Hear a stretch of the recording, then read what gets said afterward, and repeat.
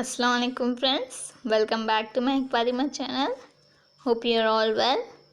So friends, today in this video I am going to explain you 12th class English subject chapter 3, which is a poetic essay on children written by Khalil Gibran. So before starting the poetic essay on children, let's know a little about Khalil Gibran. So friends, Khalil Gibran was born in the year 1883 and has passed away in the year 1931. He is a Lebanese American artist and poet. Khalil Gibran was a professionally artist and poet. His poems were considered as poetic essays. As poetic essays means though they look like poetry, but they give the meaning of essays. As they do not adhere to the usual versification.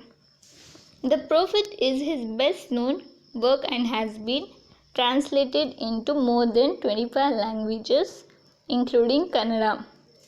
Khalil Gibran has done a work that is The Prophet, which has become very famous, and due to its popularity, it is translated into 25 languages, including the Kannada language.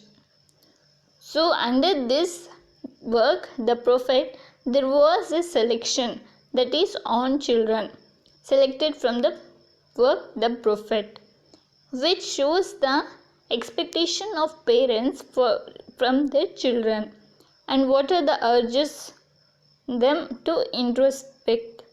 So here is a little information given in your text about Khalil Gibran.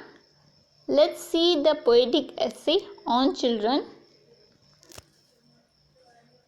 So here is a conversation between a woman, a mother, and the prophet.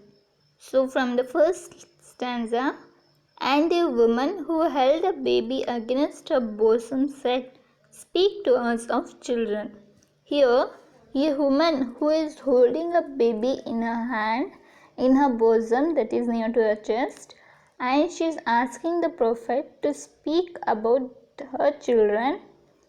So in return, the prophet is saying, and he said, "Your children are not your children." The prophet gently replied that your children, they are not your children. They are the sons and daughters of life's longing for itself. This line says that they are called as your sons and daughters till you are alive. After you are alive, they are not your sons and daughters. Next line, they come through you but not from you. Physically they have arrived from you, but they have not come from you. They are not actually came from you.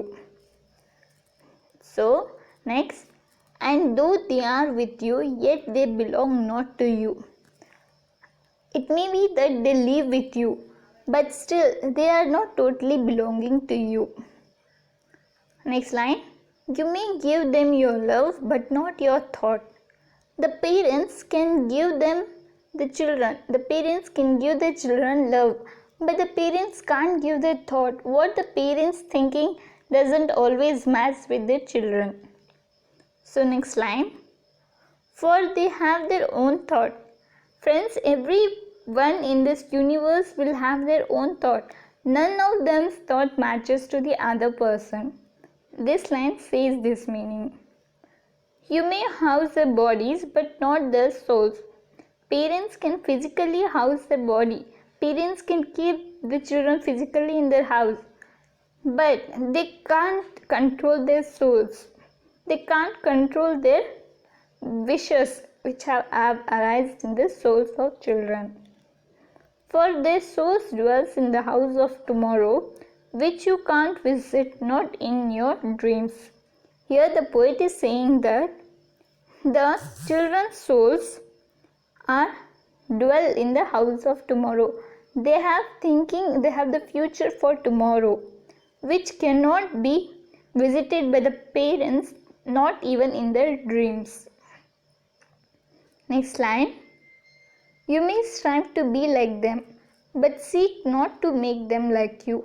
Parents can try to be like the children, but they can't expect the children that the children could be like their parents.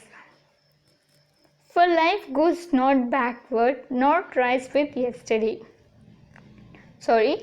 Life goes not backward, nor tarries with yesterday. Life doesn't go always backward, it goes forward. As we can't stay with yesterday, we have to move on in our life. In the same way, the next line, you are the bows from which your children as living arrows are sent forth. Here the prophet is saying that the parents are like bows from which the children are sent like arrows for the future, for the forth. The archer sees the mark upon the path of the infinity. Here in this poem, the word archer refers to the god.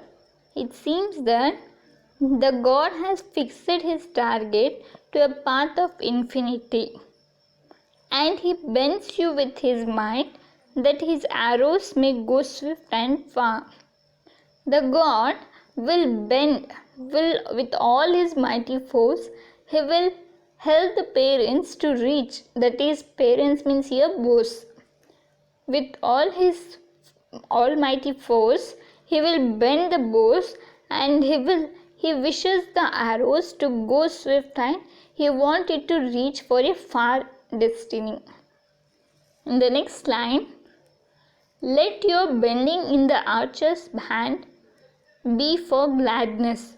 The parents have to feel good. They have to be glad that God is using, that is, the archer is using the bow as for reaching his target.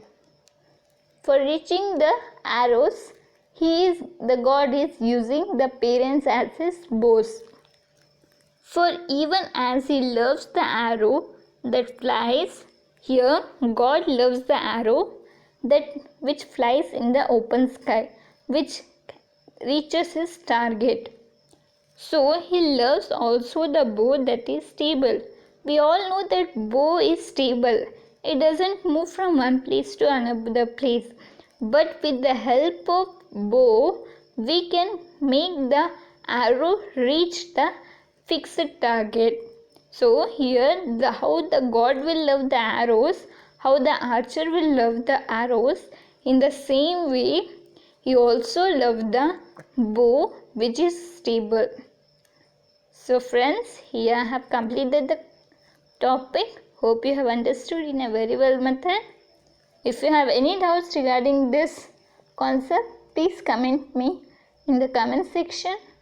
If you like my explanation, give me a thumbs up and subscribe my channel and click the bell icon to get the latest notification of my videos. Thank you for watching.